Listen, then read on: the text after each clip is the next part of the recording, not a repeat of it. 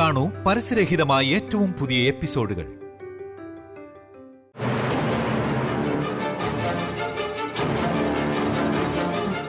ഇതെന്താ ശംഖില് നൂല് കെട്ടിയിട്ടിരിക്കുന്നു? നിന്റെ താലിമാല എവിടെ?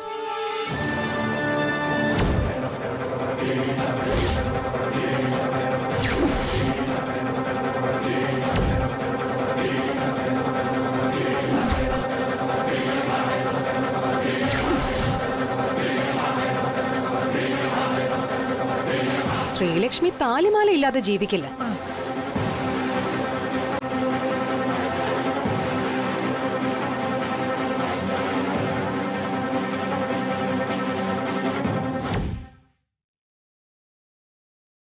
ഓ, അത് ആക്സിഡന്റിൽ നഷ്ടമായെന്ന് തോന്നുന്നു അല്ലേ ശ്രീലക്ഷ്മി?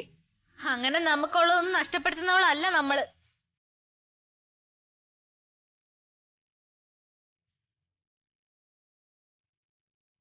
കണ്ട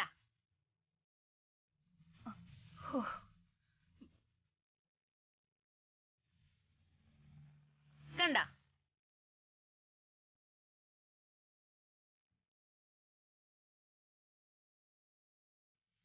ഗായത്രിയമ്മേ, നാളെ പൂജയ്ക്കുള്ള ഏർപ്പാടുകളൊക്കെ ചെയ്തോളൂ. ശരി തിരുമേനി. അങ്ങനെ ആകട്ടെ.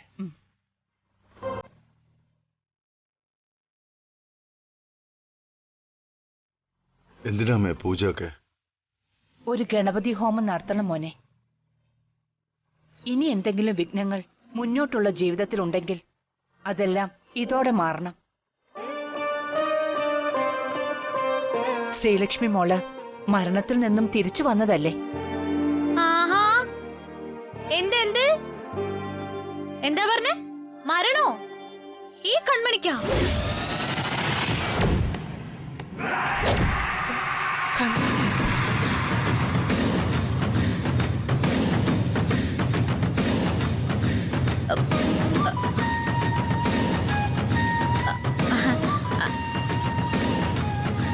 അല്ല, നിങ്ങളെല്ലാരും കണ്ണിലെ കൃഷ്ണമണി പോലെയല്ലേ നമ്മളെ സ്നേഹിക്കുന്നത്.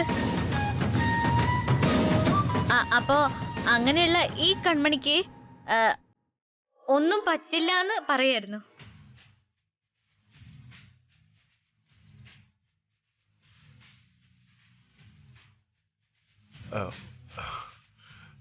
ശ്രീലക്ഷ്മി വന്നത് എല്ലാവർക്കും വലിയ സന്തോഷമാണെന്ന് എനിക്കറിയാം.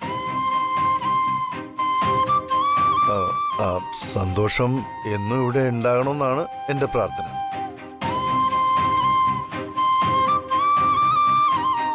ഇനി നീ ഒന്നുകൊണ്ടും വിഷമിക്കണ്ട.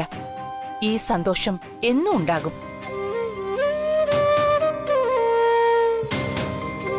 നിങ്ങൾ ചെല്ല്.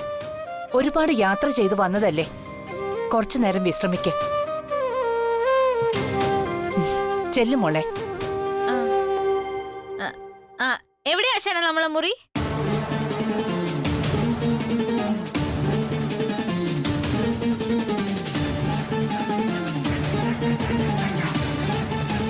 അല്ല, എന്താ ശ്രീലക്ഷ്മി വിളിച്ചത്?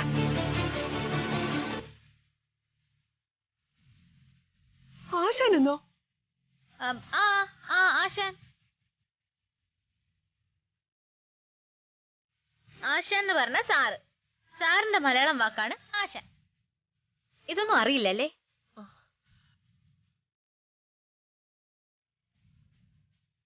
എപ്പോഴും സാറെന്നല്ലേ വിളിക്കുന്നേ? വല്ലപ്പോഴും മലയാളത്തില് ആശാനെന്ന് വിളിക്കാം.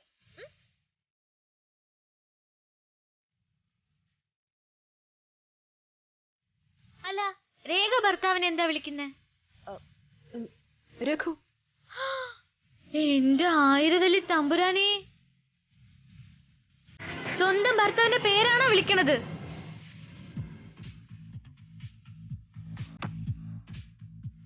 അങ്ങനൊന്നും വിളിച്ചൂടാ. അതെങ്ങനെ? ഇതൊക്കെ പറഞ്ഞു തരാൻ ആരെങ്കിലും വേണ്ടേ? വളർത്തു ദോഷം.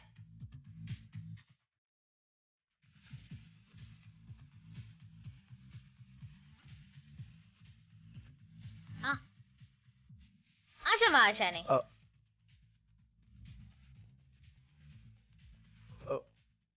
മോളില. വാ.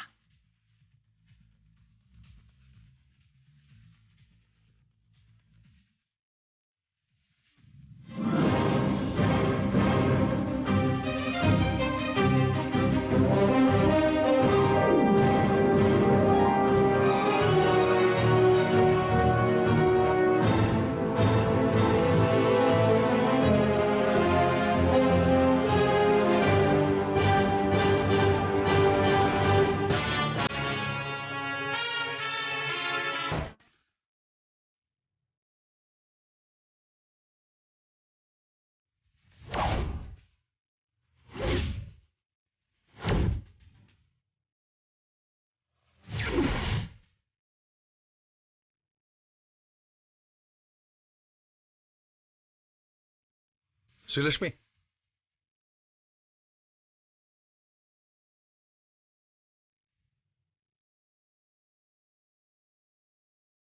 ശ്രീലക്ഷ്മി,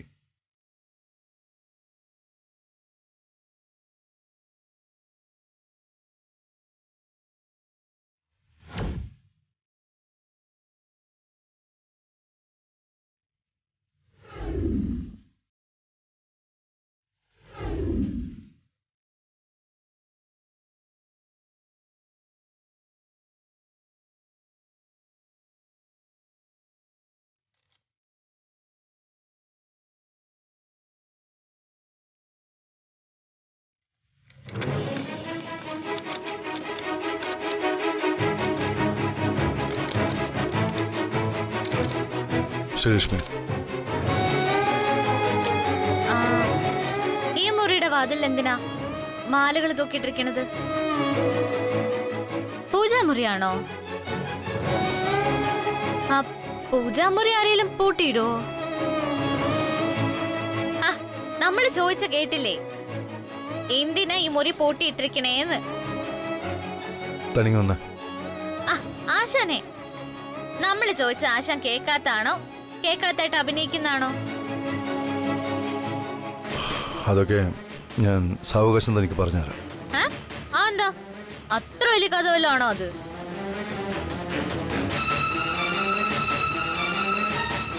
കഥയല്ല, രവിചന്ദ്രവർമ്മൻ എന്ന മനുഷ്യന്റെ ചരിത്രം. ആ ചരിത്രവും ഈ മുറിയും തമ്മിൽ എന്താ ബന്ധം?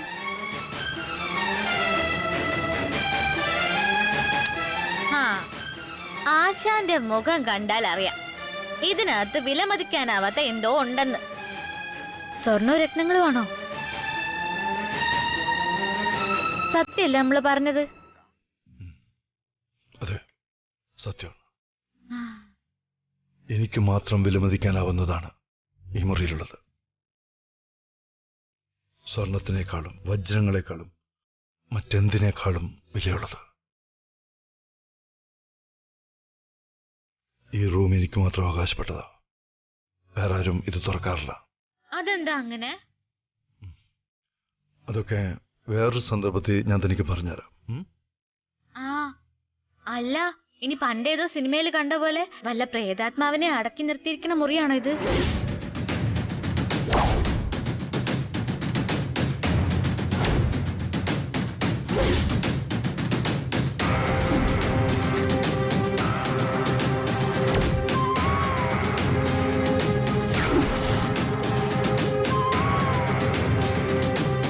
അല്ല, വേറെ ആരും തുറക്കൂലെന്ന് പറഞ്ഞോണ്ട് ചോദിച്ചാ. ശരിക്കും എന്താ ആശാനെ ഇതിന്റെ ഉള്ളില്? ഒന്ന് പറഞ്ഞേ. ഇപ്പൊ പറയാൻ എനിക്കാവില്ല ശ്രീലക്ഷ്മി. എന്നെ ദയവായി അതിനെ നിർബന്ധിക്കരുത്. ഓ ശരി ശരി, ആയിക്കോട്ടെ ആയിക്കോട്ടെ. ആശാൻ ഇഷ്ടമല്ലെങ്കിൽ പറയണ്ട. Thanks for trying to understand me. Oh. Come. Come.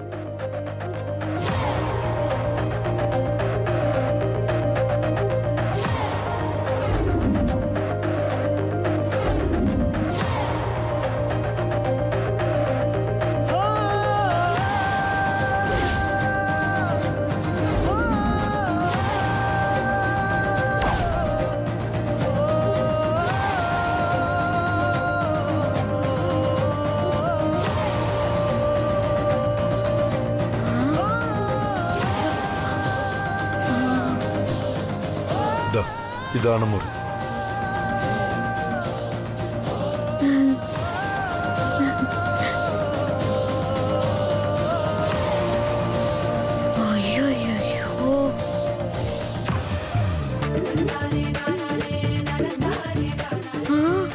എന്റെ ആയിരവല്ലി തമ്പുരാനെ, ഇതിനെയാണോ മുറിന്ന് പറഞ്ഞത്? ഇത് നമ്മുടെ വീടിന്റെ അത്രയും സ്ഥലം ഉണ്ടല്ലോ.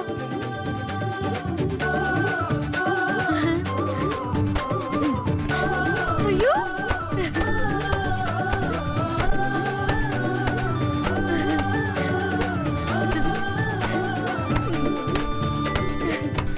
ഇതിലൊക്കെ കിടന്ന് ഓർക്കാൻ വരുമോ?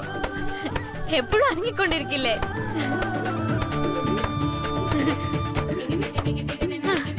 ആശാനെ, ഈ തറയില് പായ വിരിച്ച് കിടക്കുന്ന സുഖം ഇതിന്റെ പുറത്ത് കിടന്ന കിട്ടുവോ? അല്ല ആശാനെ, ഇതിനകത്ത് എത്ര തണുപ്പ്. അത് AC ഇട്ടിരിക്കുന്നുണ്ട്. നീലസ്ഥയില് പോലും ഇത്ര തണുപ്പില്ല. പൊതച്ചു മുടിക്കൊണ്ടേ ഇതിനകത്തൊക്കെ കേറാൻ പറ്റൂ. തണുപ്പ് വേണ്ടെങ്കിൽ AC ഓഫ് ആക്കിയാൽ മതി. ആഹാ, ആയിക്കോട്ടെ ആയിക്കോട്ടെ.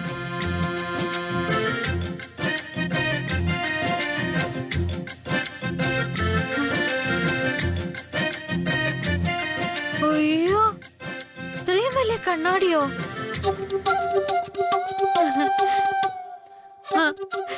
നമ്മുടെ വീട്ടിലെ കണ്ണാടി കാണണം.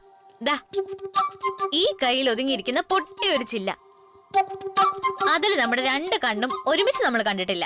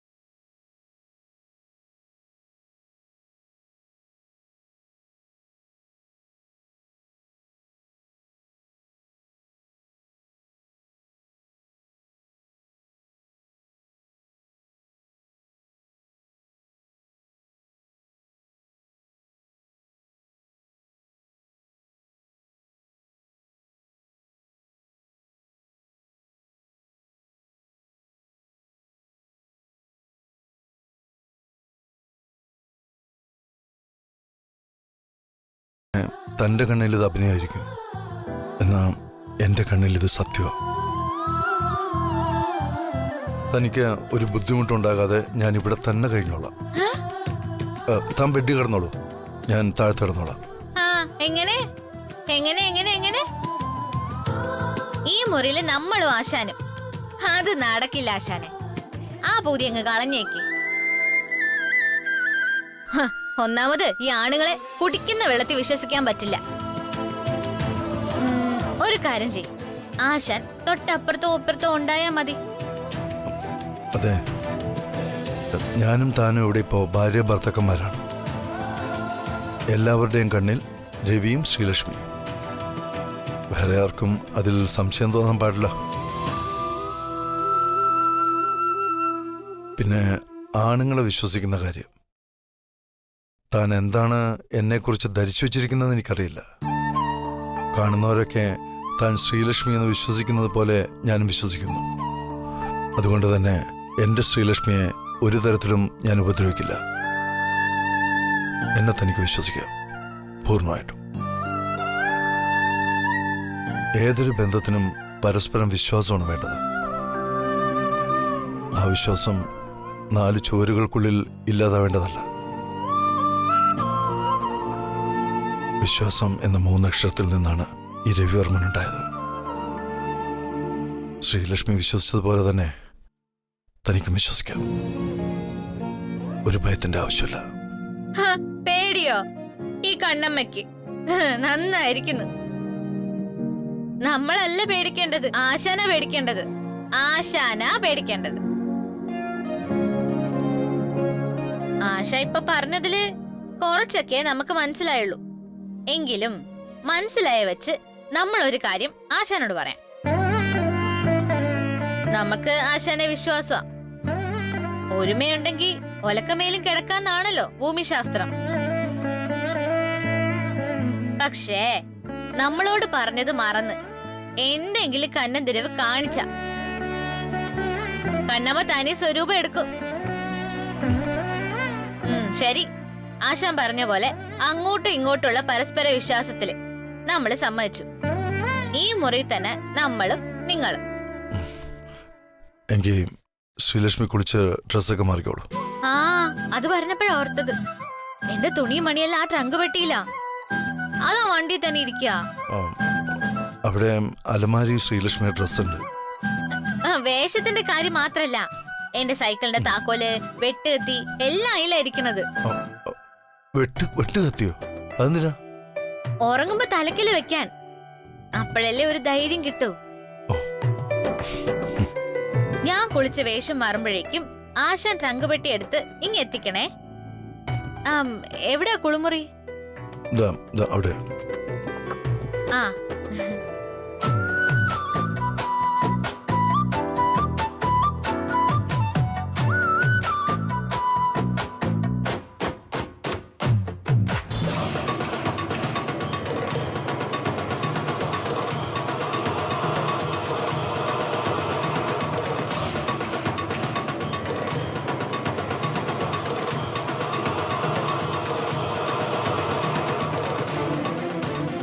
അപ്പൊ അമ്മ ഈ പറഞ്ഞു വരുന്ന എന്താ? ഇപ്പൊ ഇവിടെ കയറി വന്നത് ശ്രീലക്ഷ്മി അല്ലെന്നാണോ? ഒരു സംശയം. നിനക്കെന്താ തോന്നുന്നേ? എനിക്ക് പ്രത്യേകിച്ചൊന്നും തോന്നുന്നില്ല. അമ്മ കണ്ടതൊക്കെ തന്നെയല്ലേ ഞാനും കണ്ടത്.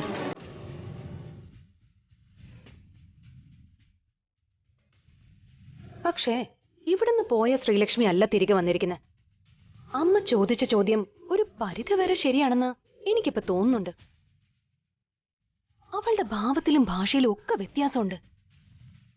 അവളുടെ കഴുത്തി കിടക്കുന്ന ശംഖമാല അതേതോ ആദിവാസികൾ ഇടുന്ന പോലെയുണ്ട്. അതങ്ങനെ സംശയത്തിൽ നിർത്താനുള്ള വ്യത്യാസങ്ങളല്ല മോളെ. ഒന്നുകിൽ ഇതാണ് ശരിക്കും ഇപ്പോഴിവിടെ വന്ന അവളുടെ ക്യാരക്ടർ. നമുക്ക് പരിചയമുള്ള ശ്രീലക്ഷ്മി ഒരുപക്ഷെ അവൾ ഇവിടെ അഭിനയിച്ച് നമ്മളെ വിശ്വസിപ്പിക്കാൻ ശ്രമിക്കുകയാണെങ്കിലോ? അങ്ങനെയെങ്കിൽ അതിനു പിന്നിൽ ഗൂഢമായ എന്തോ ഒരു ലക്ഷ്യമുണ്ട്.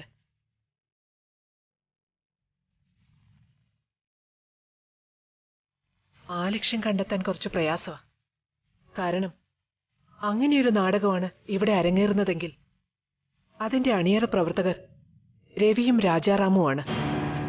നമ്മൾ സൂക്ഷിച്ചേ പറ്റൂ.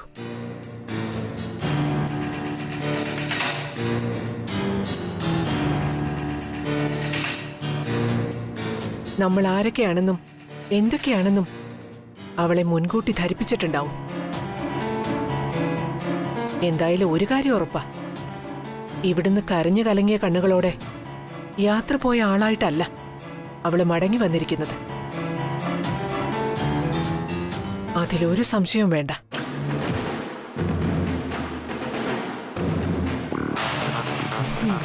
എന്തായാലും കൊള്ളാം. അവളുടെ ചില ചോദ്യങ്ങളും ചില സമയത്ത് നോട്ടങ്ങളും. അമ്മേ, നമ്മുടെ സ്വപ്നങ്ങളൊക്കെ അസ്ഥാനത്താവോ? സ്ഥാനവും അസ്ഥാനവും നിശ്ചയിക്കുന്നത് ഇനി അങ്ങോട്ടുള്ള നമ്മുടെ പ്രവൃത്തി പോലിരിക്കും. എന്തായാലും ചാടിക്കേറി ഇപ്പൊ പെട്ടെന്നൊന്നും ചെയ്യാതിരിക്കുന്നതാ ബുദ്ധി. എങ്കിലും ഒരു വ്യക്തിക്ക് ഒരു വീഴ്ചയോടെ ഇത്രയും മാറ്റങ്ങളൊക്കെ ഉണ്ടാവൂ? ബ്രദറിൻലോ പറഞ്ഞതുപോലെ ആ വീഴ്ചയിലെ ഇവളുടെ തല നല്ലപോലെ എവിടെയോ ഇടിച്ചിട്ടുണ്ട്. അതോടെ ഉണ്ടായിരുന്ന കിളികളും പറന്നുപോയെന്നാ എനിക്ക് തോന്നുന്നത്. ഒന്നുറപ്പാണ്, ആ അപകടത്തിൽ വേറെ ആരും അറിയാത്ത എന്തോ ഒന്ന് സംഭവിച്ചിട്ടുണ്ട്. രവി, രാജാറാം, ശ്രീലക്ഷ്മി ഇവർക്ക് മാത്രം അറിയാവുന്ന എന്തോ ഒന്ന്. അത് കണ്ടുപിടിക്കണം. കണ്ടുപിടിച്ചേ പറ്റൂ.